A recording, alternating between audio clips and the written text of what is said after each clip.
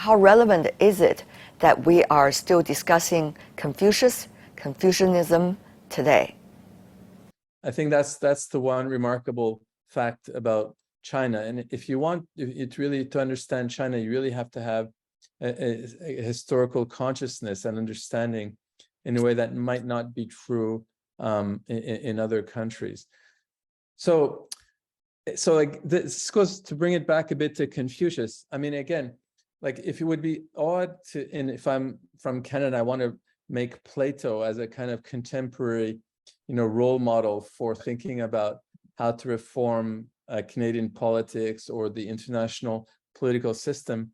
But for Chinese to invoke Confucius doesn't seem, or Confucius, and again, it's not just Confucius, but the whole Confucian tradition looking for inspiration for thinking about dealing with today's problems, it seems quite natural. Once China becomes wealthy, people look around and see other states that have Confucian tradition, think, hey, this actually allowed for economic development rather than constraining it.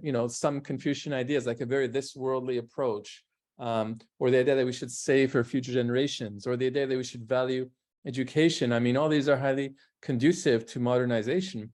Now, why did that happen? Well, I think it's partly against the background of the 20th century when so much of Chinese tradition was devalued. And now I think there's a widespread recognition among intellectuals and among people in the government that this was a huge mistake. There's so much to be proud of, and we should try and assert what's best of our tradition and culture while still being open to learning from the best of other cultures. One of the problems in the Confucian tradition that needs to be addressed, and I think is being addressed to a certain extent, is the patriarchal aspect, which seems to favor the interests of men over women. Obviously, that's inappropriate for modern day societies where we value gender equality. So that dark side of the Confucian tradition needs to be addressed. But there are aspects of the Confucian tradition that I think are so beautiful and can and should be revived. Again, this emphasis on informal rituals as a way of generating community and caring among people.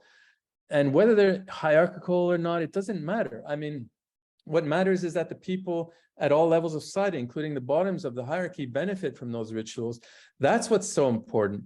And any society that tries to deal with things according to rational procedures or laws exclusively or primarily, I think is in deep trouble. So here I'm with the Confucians. I think also the pursuit of harmony as a way of dealing with social relations. But here there's also an interesting idea, or it's a kind of mistranslation or misleading view of what harmony means in English. I mean, in English, when you hear harmony, you tend to think of conformity. Or I remember watching the 2008 Beijing Olympics opening ceremony, and I was listening to American journalists, and they were remember the character for harmony, He, was viewed as representing all of the best of Chinese culture. And the journalists were saying, oh, look at this, all those soldiers are marching in unison, they all think alike, they're all brainwashed.